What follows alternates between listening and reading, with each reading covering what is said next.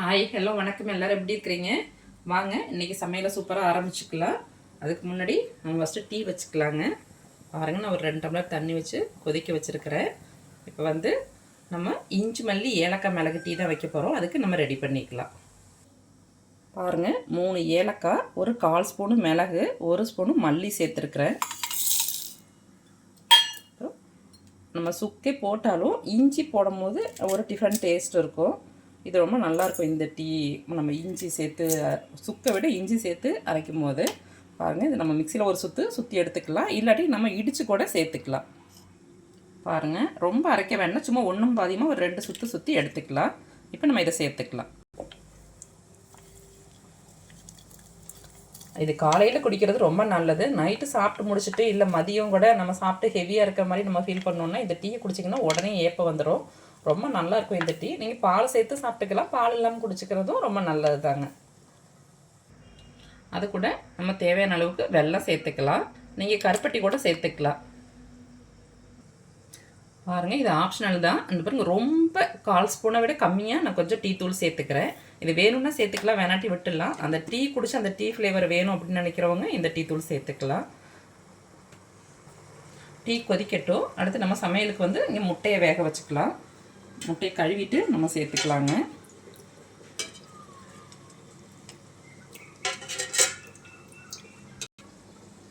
முட்டையை வேக வைக்கிறதுக்கு முன்னாடி இப்போது கழுவிட்டு சேர்க்குறது ரொம்ப நல்லது. நம்ம அப்படியே இண்டக்ஷனில் வேக வச்சுக்கலாங்க.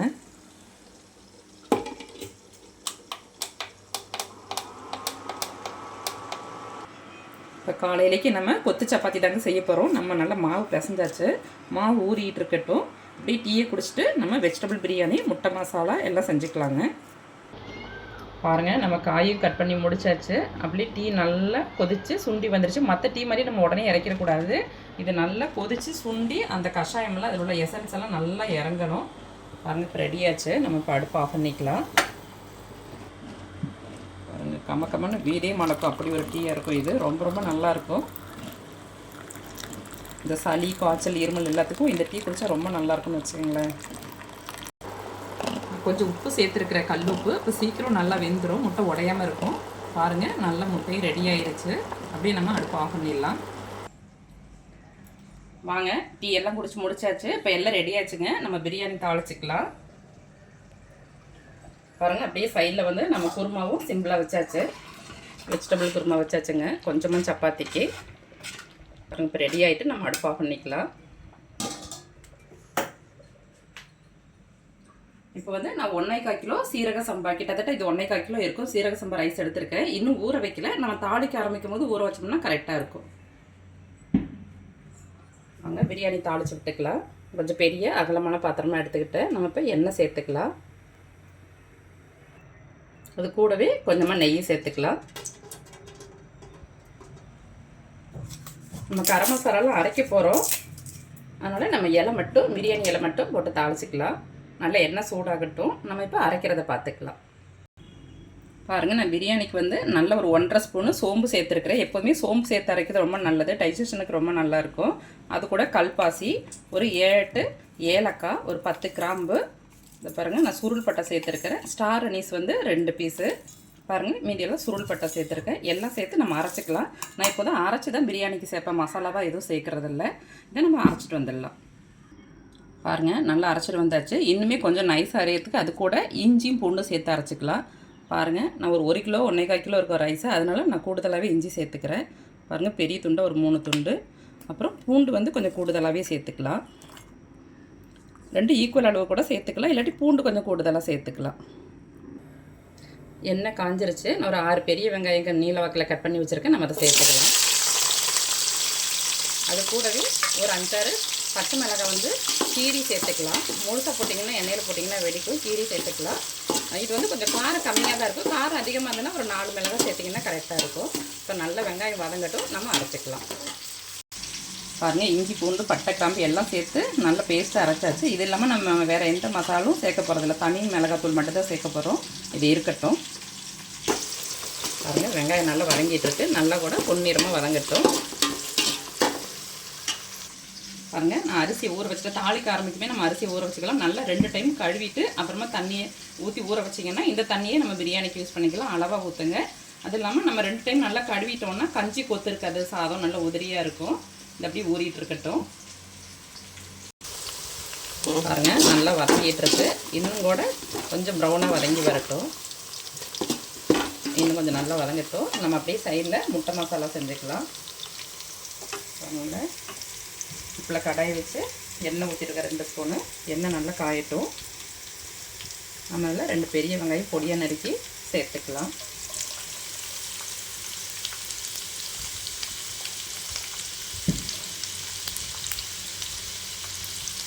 வெங்காயம் நல்லா வதங்கட்டும்.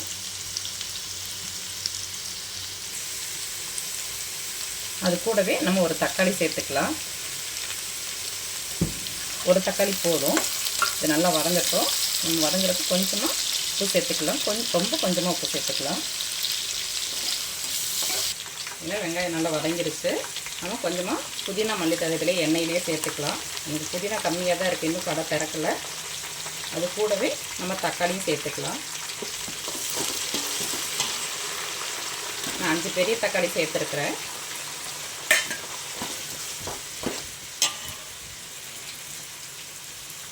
கூடவே கொஞ்சம் கல்லுப்பு சேர்த்துக்கலாம். இந்த தக்காளி கூடவே நம்ம ஒரு 1/2 ஸ்பூனு தனி மிளகாத்தூள் ஃபஸ்ட்டு சேர்த்துக்கலாம். காரம் எப்படி இருக்கோ அதுக்கு தகுந்த மாதிரி பார்த்துங்க. ஏன்னா இது எண்ணெயிலே வதக்கும் போது கலர் நல்லா கிடைக்கும். நம்ம எந்த கலர் பவுடரும் சேர்க்க மாட்டோம் இல்லையா, அப்போ இதை வந்து எண்ணெயிலே சேர்த்து வதக்கும் போது கலர் நல்லா கிடைக்கும். ஆனால் கரிஞ்சிடாமல் நம்ம தக்காளி சேர்த்துட்டு பிறகு போட்டோம்னா கரியாமல் இருக்கும். நல்லா வதங்கட்டும்.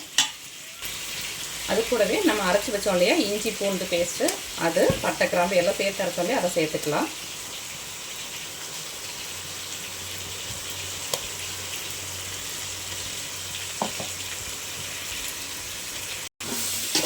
சேர்த்து நல்லா கலந்துக்கலாம்.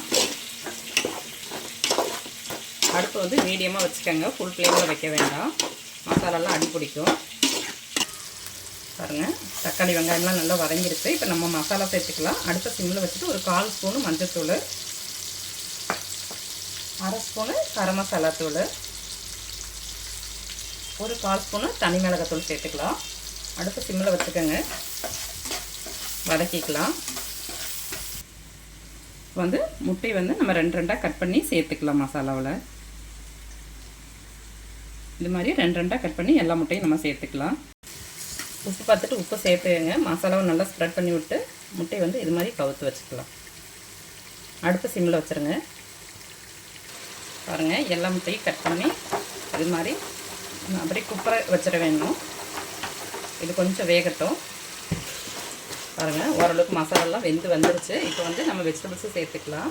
நான் கேரட்டு, பீன்ஸு, பச்சை பட்டாணி ஊற வச்சு சேர்த்துருக்கேன். நீங்கள் பச்சையாக கூட பச்சை பட்டாணி சேர்த்துக்கலாம். காஞ்ச பட்டாணி ஊற வச்சு சேர்க்குறீங்கன்னா லைட்டாக கூட வேக வச்சுட்டு சேர்த்துக்கிறேன்னா கூட சேர்த்துக்கலாம். நான் அப்படியே சேர்த்துக்கிட்டேன். சேர்த்து நல்லா கலந்துக்கலாம்.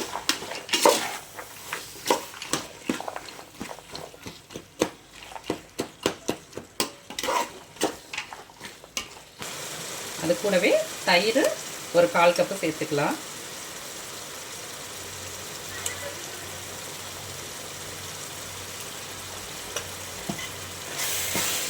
சேர்த்து நல்லா கலந்துக்கலாம். பாருங்கள், நல்ல முட்டை வெந்து வாசனை வர ஆரம்பிச்சிருக்கு. நம்ம அப்படியே திருப்பிக்கலாம்.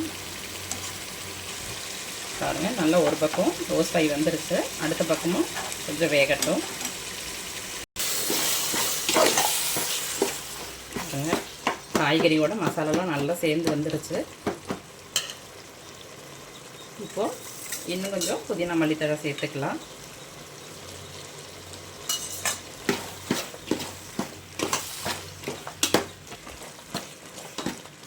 இப்போ மசாலா வெந்துருச்சு. நம்ம தண்ணி சேர்த்துக்கலாம். நான் 1 டம்ளர் அரிசிக்கு 1.25 டம்ளர் தண்ணி வச்சுருக்கேன். நம்ம வெஜிடபிள் தான் சேர்க்குறோம். இதுவே காளான், சிக்கன் அதெல்லாம் சேர்த்தோன்னா அதுலேயே தண்ணி வரும் இல்லையா, அதனால் 1.5 டம்ளர் வச்சுக்கிட்டா போதும். இதில் வந்து நான் ஒரு டம்ளர் அரிசிக்கு 1.25 டம்ளர் தண்ணி வைக்கிறேன். நான் சீரக சம்பா அரிசி தான் எடுத்துருக்கிறேன். பாருங்கள், நான் அரிசி ஊற வச்சோம்லே அந்த தண்ணியே சேர்த்துட்டேன். பத்தாட்டி நீங்கள் மீதி தண்ணியை அரிசி ஊற வச்ச தண்ணி போக மீதி தண்ணியை சேர்த்துக்கோங்க. நம்ம முதல்ல கொஞ்சமாக உப்பு சேர்த்துருக்குறோம். இன்னும் கொஞ்சம் கூட உப்பு சேர்த்துக்கலாம். நம்ம அரிசி போடுறதுக்கு முன்னாடி உப்பு காரம் பார்த்துட்டு நம்ம வந்து அரிசி போட்டுக்கலாங்க. அரிசி போடுறதுக்கு முன்னாடி உப்பு வந்து கொஞ்சம் ஒரு கல் தூக்கலாக இருந்துச்சுன்னா நம்ம அரிசி போட்டதுக்கு பிறகு கரெக்டாக இருக்கும் டேஸ்ட்டு. இல்லாட்டி அரிசி போட்டதுக்கு பிறகு ஒரு டைம் உப்பு பார்த்துக்கோங்க. நல்லா கொதிக்கட்டும், மூடி வச்சிடலாம். நம்ம பாருங்கள், முட்டை மசாலா நல்லா ரெடி ஆயிடுச்சு. நம்ம மேலே மல்லிக்கீரை சேர்த்துக்கலாம். இப்போ இது நல்லா ரெடி ஆயிடுச்சு. நம்ம இப்போ அடுப்பு ஆஃப் பண்ணிக்கலாம். பிரியாணி ரெடி ஆகிறதுக்குள்ள நம்ம சைடில் அப்படியே சப்பாத்தியும் தேய்ச்சி எடுத்து வச்சிடலாங்க கொத்து பரோட்டாவுக்கு. பாருங்கள், இங்கே வந்து கொதி வருது. நம்ம ஒரு அரை மூடி லெமன் சேர்த்துக்கலாம்.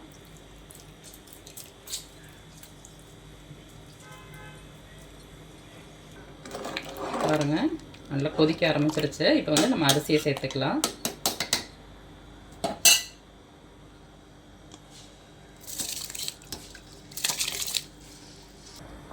எல்லாமே சேர்த்தாச்சுங்க. நல்லா வெந்து வரட்டும் பிரியாணி. நம்ம அப்புறமா தம் போட்டுக்கலாம். இந்த ஸ்டேஜில் நீங்கள் உப்பு காரம்லாம் எப்படி இருக்குன்னு கரெக்டாக பார்த்துங்க. உப்பு காரம் புளிப்பு பத்தாட்டி நீங்கள் தயிரும் லெமனும் சேர்த்துக்கலாம். இப்போ நல்லா கொதிக்கட்டுங்க, வெயிட் பண்ணலாம். பாருங்கள், பிரியாணி நல்லா ரெடியாகி வந்துருச்சு. இடையில வீடியோ எடுக்க முடியல, பாப்பாவை யோகா கிளாஸ்லேருந்து கூப்பிட போயிட்டாங்க. இப்போ வந்து நம்ம கீழே வந்து தம் போட்டோம். இங்கே பாருங்கள், கீழே வந்து தோசைகள் அடுப்பு சிம்மில் வச்சு தோசைகளில் பழைய தோசைகளில் தாங்க வச்சு சாப்பாடு அரிசி மட்டமும் தண்ணி மட்டமும் ஈவனாக வந்தது பிறகு நம்ம வந்து தம் போட்டுக்கலாம். பாருங்கள், எல்லாம் ரெடியாகி வந்துருச்சு. இப்போ மேலெல்லாம் கொஞ்சமாக நம்ம நெய் சேர்த்துக்கலாம்.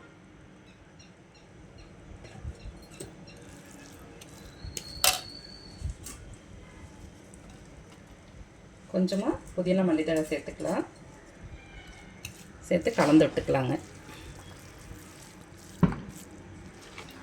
பாருங்கள், இது வந்து ஒரு 80% வெந்துருச்சு. இப்போ நம்ம ஒரு 5 நிமிஷம் தம்மில் வச்சோம்னா போதும். இது பாருங்கள், நல்லா ரெடியாகி வந்துருச்சு.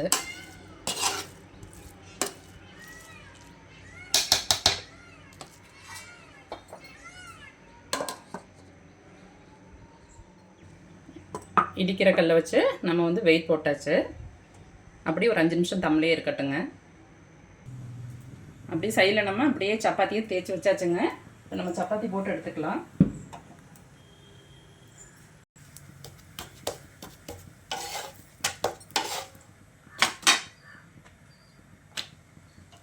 இது வந்து கொத்து பரோட்டாவுக்கு தான், அதனால் கொஞ்சம் மொத்தமாக கூட நீங்கள் சப்பாத்தியை தேய்ச்சிக்கலாம். இல்லை மீதமான சப்பாத்தி இருந்தால் கூட நம்ம நைட்டு சுட்டது காலையில் கூட, இல்லை காலையில் செஞ்சது நைட்டு கூட நம்ம வந்து என்ன பண்ணிக்கலாம்னா இதை பிச்சு போட்டு கொத்து பரோட்டாவோட செஞ்சுக்கலாம். ரொம்ப நல்லாயிருக்கும். சப்பாத்தி சில நேரத்தில் அழுத்தமாக போயிடும் இல்லையா, அப்போல்லாம் என்ன பண்ணலாம்னு சாப்பிட முடியாட்டியும் இது மாதிரி நம்ம கொத்து பரோட்டாவுக்கு செஞ்சுக்கலாம்.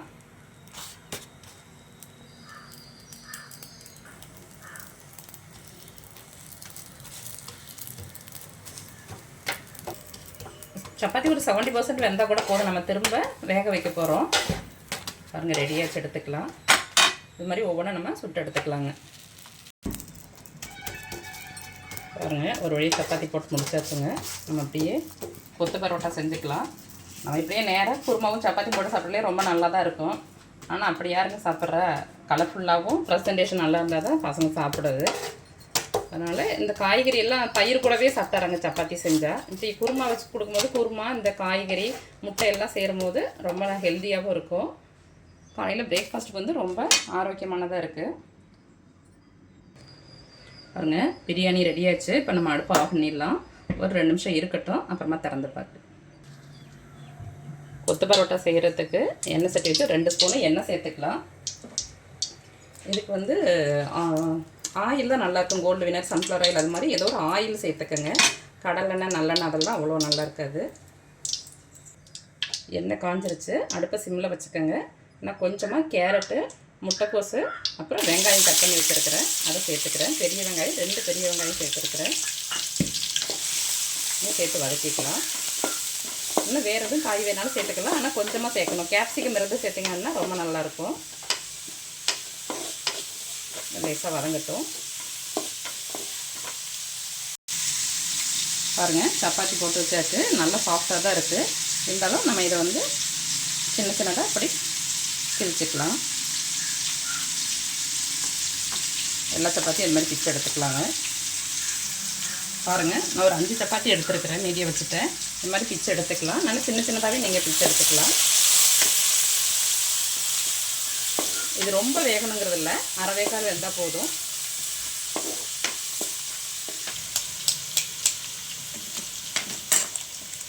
கூடவே 2 முட்டை சேர்த்துக்கலாம். அடுப்பை சிம்மில் வச்சுட்டு முட்டையை சேருங்க. நீங்கள் எவ்வளோ பேருக்கு சப்பாத்தி செய்கிறீங்க, எவ்வளோ சப்பாத்தி செய்கிறீங்கிறத பார்த்துட்டு அதுக்கு தகுந்த மாதிரி முட்டையை சேர்த்துக்குங்க. பாருங்க, அடுப்பை சிம்மில் வச்சுட்டு கலந்துக்கலாம். முட்டை அடி பிடிக்காமல் பார்த்துக்கோங்க. இது கூடவே நம்ம கொஞ்சமாக மசாலா சேர்த்துக்கலாம். நான் கொஞ்சமாக ஒரு 1/4 ஸ்பூனு கரம் மசாலா தூள் சேர்க்குறேன்.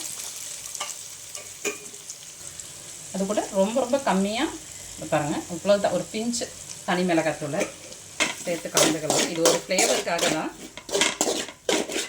நமக்கு என்ன குருமா செய்கிறோமோ அந்த குருமாவை இதில் சேர்த்துக்கலாம்.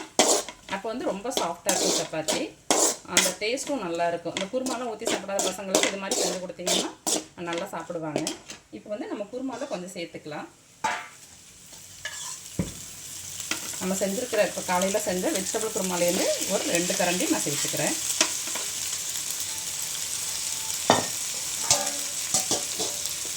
சேர்த்து நல்லா கலந்துக்கலாம். நம்ம குருமாவுக்கு உப்பு போட்டிருக்கோம், சப்பாத்திக்கு உப்பு சேர்த்துருக்குறோம். ஆனால் இந்த மசாலாவுக்கு நம்ம இது உப்பு சேர்க்கல. அதனால் கொஞ்சமாக பார்த்துட்டு உப்பு சேர்த்துங்க. ரொம்ப ரொம்ப கம்மியாக உப்பு சேர்த்துக்கணும். இது உப்பு இல்லைன்னா கூட சாப்பிடலாம். உப்பு அதிகமாச்சுன்னா இதை சாப்பிட முடியாது. இது கூட நம்ம அப்படியே சப்பாத்தியை கட் பண்ணி வச்சுட்டு சப்பாத்தி சேர்த்துக்கலாம்.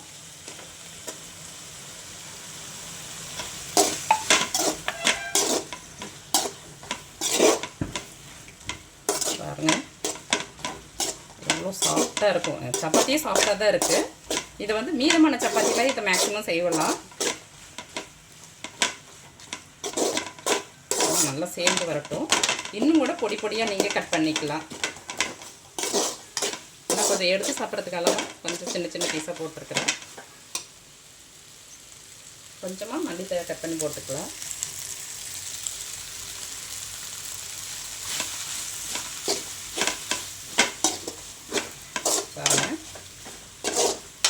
சூப்பரான 5 நிமிஷத்தில் கொத்து பரோட்டா ரெடி ஆயிடுச்சு. கொத்து சப்பாத்தி பாருங்கள், ஃப்ளேவர் ரொம்ப நல்லாயிருக்கும். இந்த குருமா சேர்க்குறோம் இல்லையா, நம்ம வெஜ்ஜு குருமா தான் இல்லை, எந்த குருமா, தக்காளி குருமா, வெங்காய குருமா, எந்த குருமா இருந்தாலும் நம்ம இதில் சேர்த்துக்கலாம். பாருங்கள், சூப்பராக ரெடி ஆயிடுச்சு. பாருங்கள், பிரியாணி இங்கே சூப்பராக ரெடி ஆயிடுச்சு. பாருங்கள் பாருங்கள், நல்ல உதிரியாக இருக்குது. கொஞ்சம் நேரம் ஆகணும். நல்லா சூடு பாருங்கள், அடியெல்லாம் பிடிக்காமல் ரொம்ப நல்லா இருக்குது. இப்போ கொஞ்சமாக இதில் எடுத்துக்கலாம்.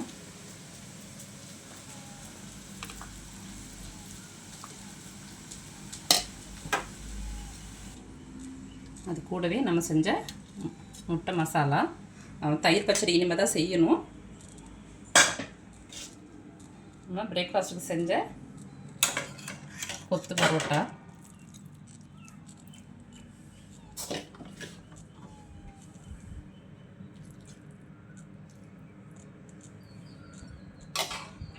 சூப்பராக ரெடி ஆயிடுச்சு. நீங்களும் இது மாதிரி செஞ்சு சாப்பிட்டு ஆரோக்கியமாக இருங்க. Okay, bye, thank you. குருமா வைக்கலையே.